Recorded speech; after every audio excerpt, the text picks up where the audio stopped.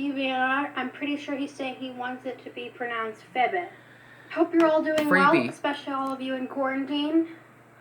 And I hope these videos are something you like to listen to and look forward to. And please forgive me if I stutter, hesitate, or mispronounce anything, and for any noises in the background. And let's begin. Fede, the Red One, losing her beloved soulmate after the crimson light fell. For no one to share her fate, on the moon she cast a spell. Fede Butterfly, the Red One, born 1:48 a.m., died 2:07 a.m., was queen 1:70 a.m. through 1:97 a.m., married to Rowan Forrest, children Festivia Butterfly. Fede Butterfly was born in 1:48 during a supermoon night when Muni's largest moon was full and closer to the planet. She had red hair and eyes like her father, Hawk Redbird, and red crescent moons with horns pointing upward on her cheeks. Crescenta the Eagle's daughter, Fede showed that she had traces of her mother's intelligence, but absolutely nothing of her electrical and impatient personality. It was during childhood that her two most striking features began to appear: the taste for red color, which earned her the nickname the Red One, before she even became queen, and a passion for romantic stories. Fede had not yet reached the age of 5 when her grandmother Polaria the Navigator died, so she didn't have many memories of her grandmother. The year 155 was the period where Crescenta investigated the many children of Hawk and began an adulterous relationship with her cousin Acorn.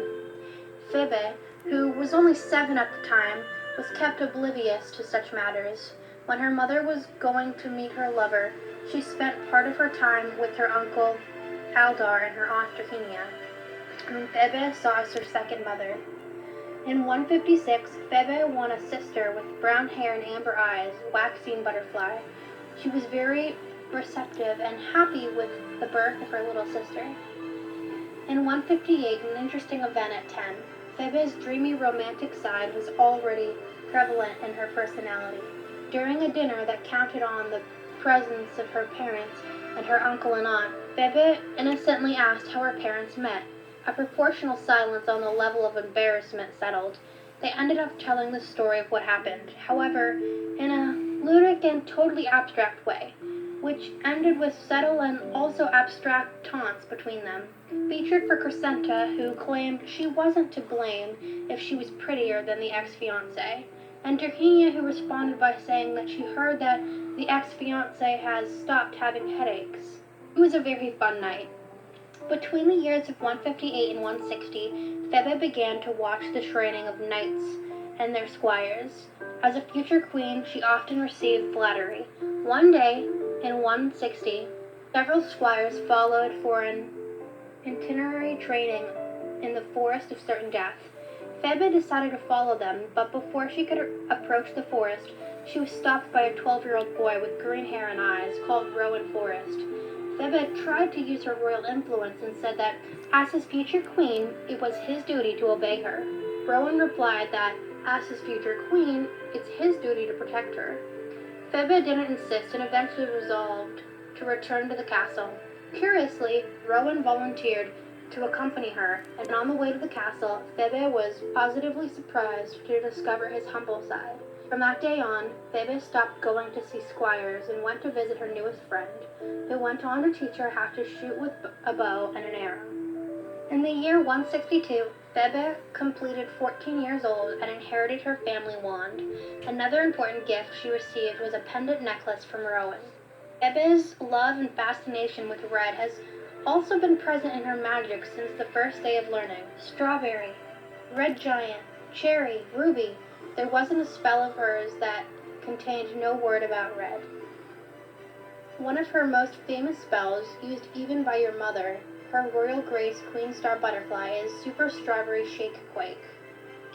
In the year 165, Rowan decided to ask for Phoebe's hand in marriage. However, knowing the dreamy romantic side of his beloved, he awaited the best opportunity that year, the grand tournament of 165, the greatest of the century that brought knights and monarchs from up to 50 neighboring kingdoms.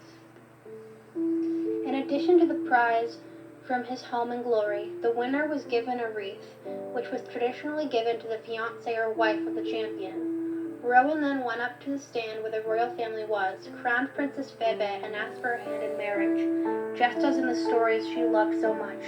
It's said that the thunderous applause that followed could be heard anywhere in the Butterfly Kingdom. In 168, Phoebe and Rowan made a trip to the Sylvian Kingdom at the invitation of the prince himself, who they met in the 165th tournament and made friends. Upon returning, Febe received word of her father's death.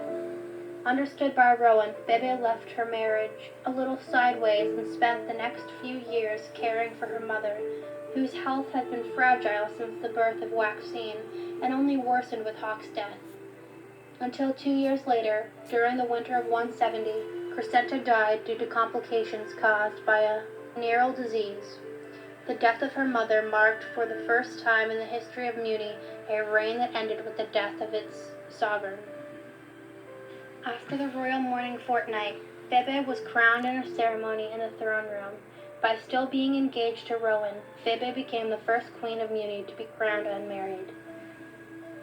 This detail didn't go unnoticed by the royal council, which pressured Febe to advance her marriage as quickly as possible. On the other hand, Rowan told her not to rush and take the time she needed for herself. It's not a ceremony that tells us whether or not we're bonded, he told her, but what we feel about each other. In 171, Princess Waxine died due to complications of venereal disease. She was 14 when she died. Their marriage occurred only at 172, after Febe finally succeeded in overcoming her mother and sister's death and adjusting to the position of queen. In the middle of 173, Febe and Rowan went on horseback ride, accompanied by an entourage, and found the body of a young girl near the cornfields. The girl's father and brother said that she was attacked by a terrible creature and described the beast in the following terms: big as a calf, broad chest, sturdy neck, straight ears, greyhound muzzle, black mouth with 2 long sharp lateral teeth, fringed tail, and a white list that goes on from the top of the head to the end of the tail itself. It moved with great leaps. After the first case, others followed, always dealing with young people, whose bodies were mutilated with violence unknown, hit hardo, decapitated or disemboweled. Numerous assaults were made in the region to hunt the animal, often organized by other Muni nobles, such as Lord Hunter Firefly or Lord Cedric Flowers, even King Rowan himself, but always unsuccessful. In 175, Febe offers a reward of 6,000 golden suns to one who captures or kills the beast. However, who eventually captured the beast, which amazingly turned out to be 2 creatures, was Queen Febe herself, 3 months later, after she and her entourage were attacked during a cavalcade. She was able to immobilize the creatures with the raspberry ribbon lasso spell. What wasn't expected, however, was that they were surrounded by another entourage, formed by demons. The group was led by King Lucitor, ruler of the underworld, who was hunting the beasts that were actually his daughter's pets, that had fled and disappeared. But despite their kind heart, Febe and Rowan were also righteous. The monster had invaded their lands, decimated herds, and killed several Munian citizens. They couldn't simply free the animals. It would be an insult to all impaired families. Fortunately, Queen Febe and King Lucitor came to an agreement. The larger male was sacrificed and taken of Muni. The smaller female was taken back to the Princess Lucitor. Thus was a sign of peace between both kingdoms. King Lucitor invited Febe and Rowan to the Blood Moon Ball, a rare event that happens one night every 667 years. Out of curiosity, Febe decided to research the Blood Moon in the Firefly Library collection. Despite the spare sources and information that was largely nebulous and difficult to understand, what could be understood was that there was a belief that the blood moon chose 2 lucky souls to dance under its light, bonding them for eternity.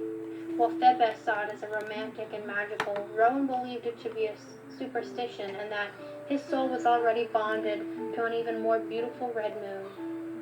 The ball took place 2 weeks later. The event marked the first visit of a queen butterfly to the Lucidor kingdom of the underworld. Despite some strange traditions, such as the unicorn bloodbath, and the place being dark and hot, Febe found the experience rewarding. The high point of the night was for the blood moon waltz, which Febe and Rowan only intended to watch until the crimson moonlight fell upon them.